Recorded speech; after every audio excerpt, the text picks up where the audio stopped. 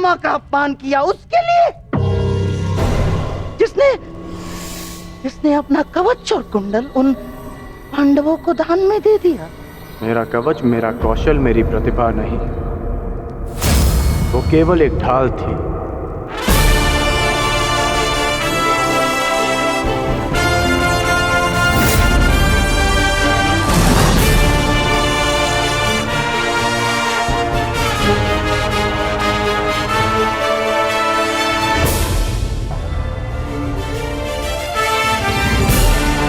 और दुर्योधन की ढाल मैं हूं, मेरी मित्रता है।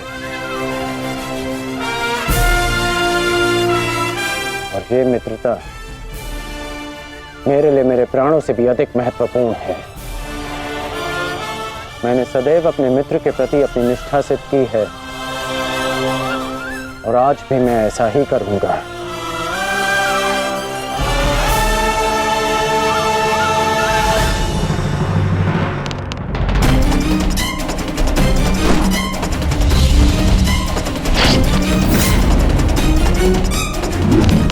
कुरुक्षेत्र में तुम्हारे विरुद्ध खड़ा प्रत्येक योद्धा तुम्हारा शत्रु है पार्थ, जिसका तुम्हें वध करना है। ये धर्म युद्ध उनके विरुद्ध जिन्होंने अधर्म किया। अन्यथा आज तुम भीष्म से भयभीत हो।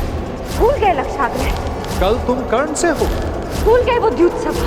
परसों तुम ये कहोगे कि मैं आचार्य द्रोण का सामना कैसे करूं। भूल गए मेरा चीरहरण करने का प्रयास। यदि ऐसा ही रहा तो कैसे पूर्ण करोगे अपने साथ हुए अन्याय का प्रतिकार? कैसे लोगे पांचाली के अपमान का प्रतिशोध?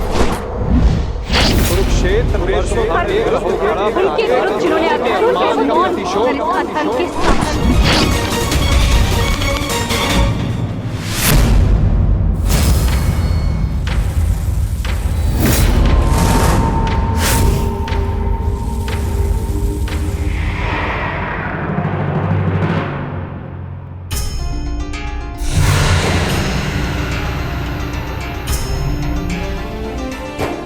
पुत्र का धर्म होता है बढ़ती आयु में अपने पितामह को संभालना। मैं युद्ध क्षेत्र में मैं कैसे गिरा सकता हूं? जिन्होंने मुझे धनुष उठाना सिखाया, जिनके कारण आज मैं सर्वश्रेष्ठ धनुर्धर हूं, उन गुरु द्रोण पर बाण संधान कैसे कर सकता हूं मैं? जीवन में पहली बार आज मेरे हाथ कांप रहे हैं। अर्थात ये सब ठीक नहीं, ये सब ठीक नहीं।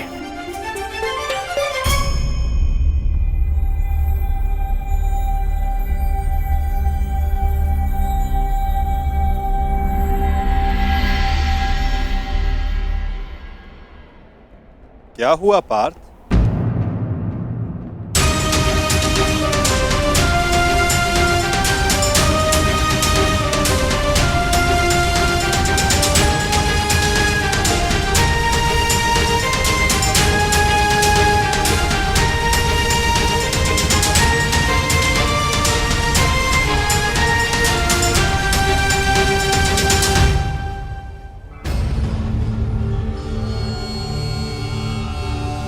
जो अपने दृढ़ संकल्प और अचूक लक्ष्य भेदन के लिए जाना जाता है, जो केवल शब्द सुनकर उसका लक्ष्य भेद कर सकता है, आज वही अर्जुन विचलित है या उसके बाण विचलित है?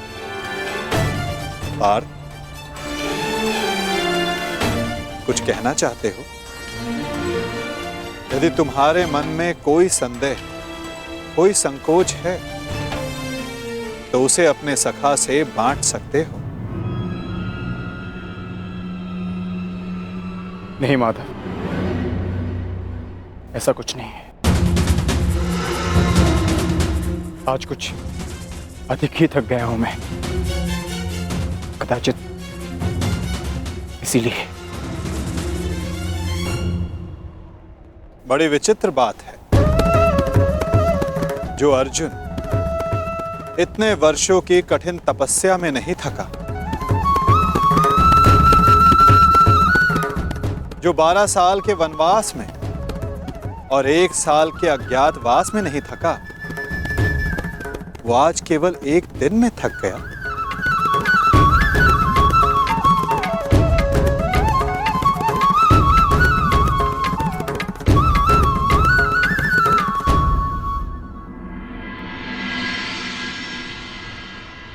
कोई बात नहीं पार्थ, असाधारण मनुष्यों के जीवन में विचित्र कथाएं होती ही रहती हैं। आओ शिविर में चलकर सभी वीर मिलकर भोजन करें। कल से युद्ध प्रारंभ होने वाला है पार्थ। किसे ज्ञात किसके साथ दोबारा भोजन करने का अवसर ही ना मिले।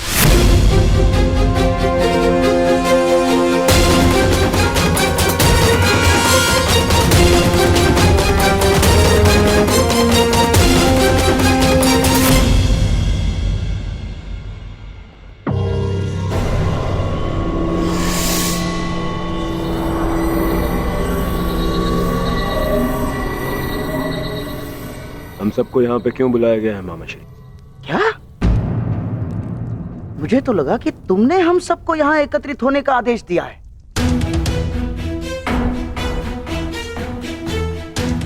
कल आरंभ हो रहे युद्ध के निर्देश देने के लिए।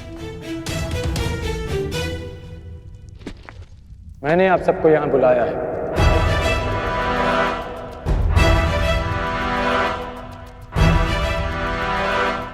पधारने के लिए धन्यवाद।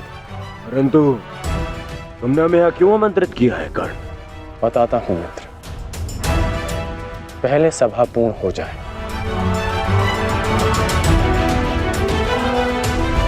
अभी एक योद्धा का आना शेष है।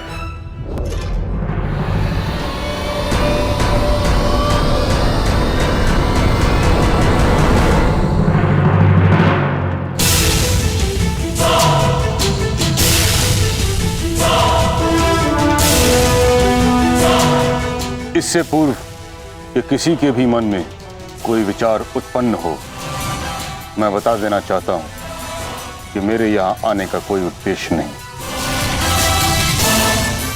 मैं यहाँ केवल अंगराज के आग्रह पर उपस्थित हुआ हूं।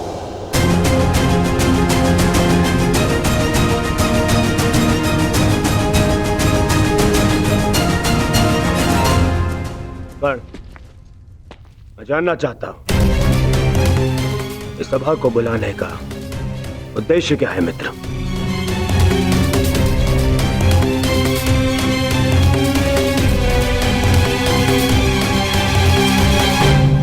उद्देश्य है युद्ध में विजय।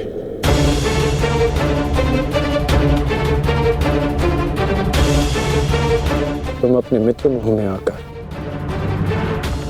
बहुत बड़ा अनर्थ करने जा रहे थे, और एक सच्चा मित्र होने के नाते मैं तुम्हें ये अनर्थ नहीं करने दूंगा।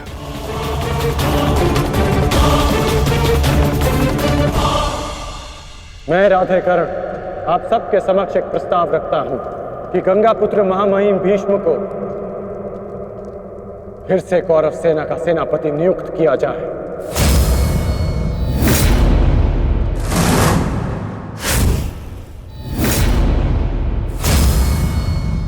और ये घोषणा करता हूं कि जब तक महामहिम भीष्म इस युद्ध भूमि में सेना का नेतृत्व करेंगे,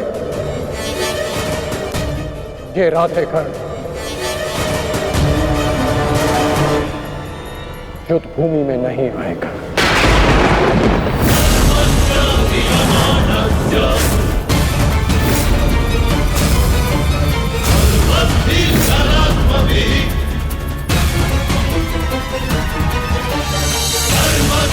ये तुम क्या कह रहे हो मित्र? मुझे इस युद्ध में तुम्हारी अपने मित्र की ही सबसे अधिक आवश्यकता है। महामहिम से भी अधिक?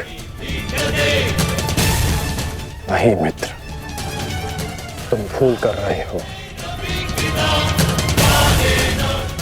कवच खोया योद्धा हूं और मां महिम हस्तिनापुर के कवच हैं। तुम्हें मुझसे अधिक आवश्यकता उनकी है।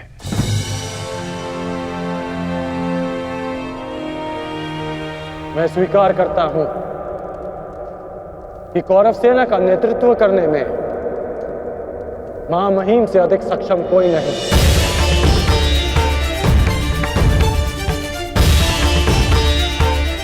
मैं भी नहीं।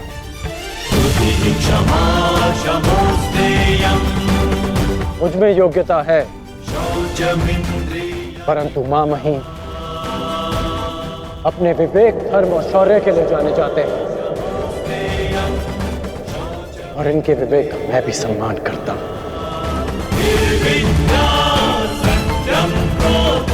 यदि मां महिम मुझे युद्ध से दूर रखना चाहते हैं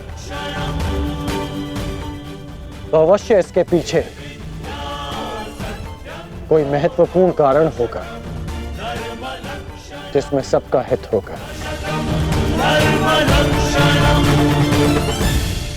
मैं ये सब इसलिए कर रहा हूं क्योंकि मैं तुम्हें हस्तिनापुर के सिंहासन पर देखना चाहता हूं और मेरा लक्ष्य पूर्ण करने के लिए मैं ऐसे 1000 स्वप्न का बलिदान दे सकता हूं।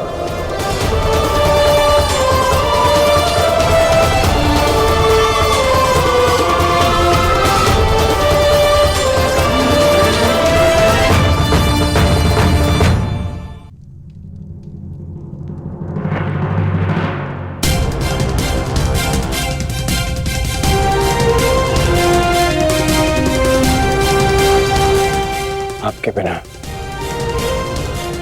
कौरवों की विजय संभव नहीं। अपना पद स्वीकार करें।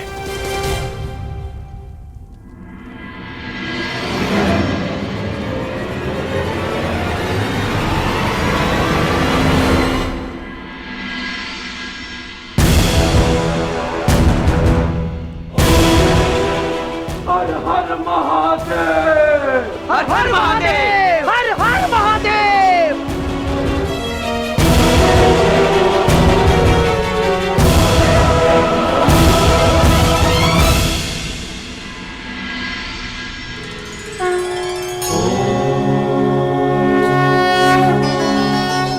आओ हम साथ मिलकर ये अमृत तुल्य भोजन ग्रहण करें। हमें शक्ति मिले, हमारा तेज एक होके बढ़े,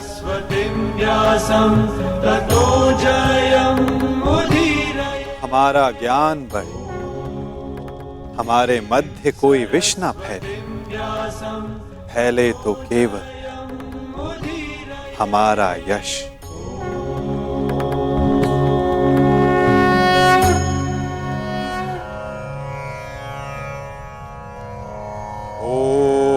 सहना भवतु। ॐ सहना भवतु, सहनो भुनक्तु, सह वीर्यं करवावहे, सह वीर्यं करवावहे, तेजस्विनाय धीमस्तु, तेजस्विनाय धीमस्तु, मा विद्विषावहि, मा विद्विषावहि। ओम शांति शांति शांति।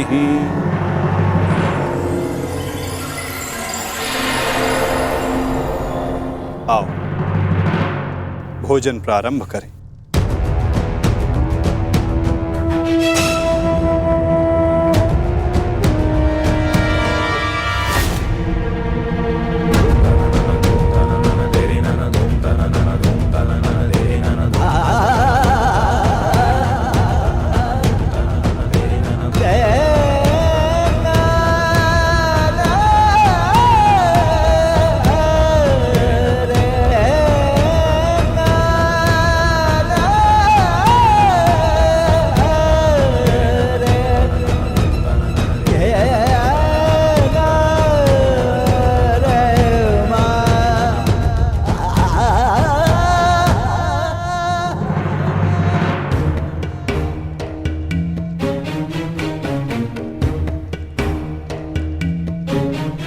माताश्री, रात्रि गहरी हो चुकी है, आपको विश्राम कर लेना चाहिए।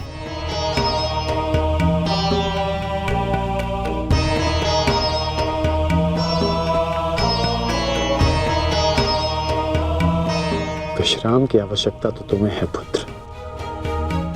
कल इस महायुद्ध में तुम्हें अपना कौशल दिखाने के लिए प्रस्तुत जो होना है, कल मेरे लिए बहुत बड़ा दिन है कि मेरा पुत्र इतिहास के सबसे बड़े महायुद्ध में पदार्पण करेगा।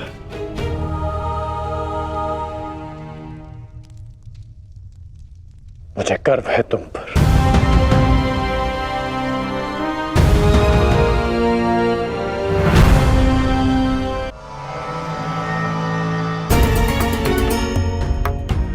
सब कुशल पार्थ? मैं तुम्हारे साथ हूं पार्थ। परंतु युद्ध में तो आप शस्त्र नहीं उठाएंगे। युद्ध में तो मैं अकेला ही रहूंगा माता। और यदि इस युद्ध में मैं तुम्हारे साथ उपस्थित रहा तो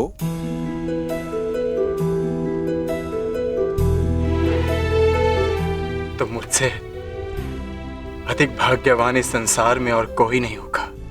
परंतु मैं जानता हूं मेरी ये कामना अधूरी रह जाएगी। यदि कामना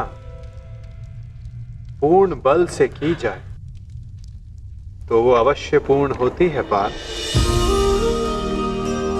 और यदि प्रार्थना में समर्पण तो वो स्वीकार होती है।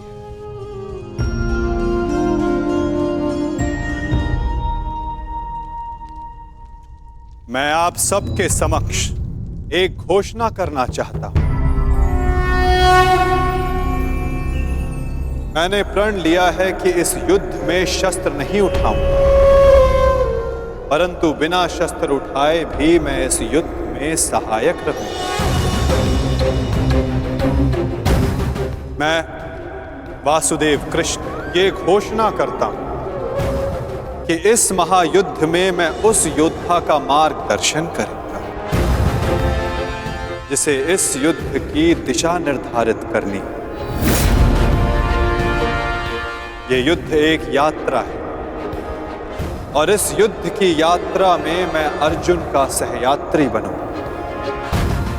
मेरे हाथ इस युद्ध में अस्त्र भले ही न थामे, परंतु अर्जुन के रथ के अश्वों की रास से अवश्य थामेंगे। मैं इस महायुद्ध महारथी अर्जुन के सारथी की भूमिका निभाऊंगा।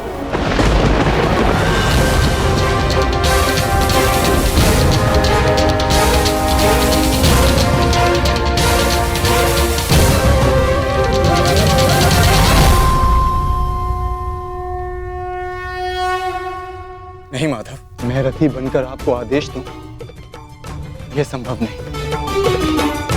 आपका स्थान सबसे ऊंचा है और मैं स्वयं आपको नीचे स्थान पर बैठने नहीं दे सकता। कौन ऊंचे स्थान पर बैठा है और कौन नीचे स्थान पर, ये तो देखने वाले के दृष्टिकोण पर निर्भर करता है। तुमने कहा कि मैं सबसे योग्य हूं, और जो सबसे योग्य होता है उसका धर्म होता है कि वो अपने से छोटों का मार्गदर्शन करे, और मैं इस युद्ध में यही करूंगा। मैं इस युद्ध में तुम्हारा सारथी इसलिए बनूंगा यदि तुम अपने लक्ष्य के मार्ग से भटक जाओ तो पुनः तुम्हें तुम्हारे लक्ष्य के मार्ग पर ला सकूं।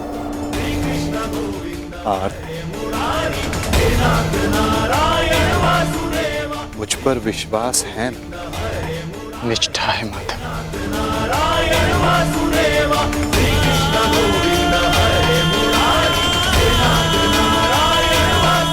आज मैं धन्य हो गया जिसके सारथी आप हो। वो मार्ग कभी भटक ही नहीं सकता।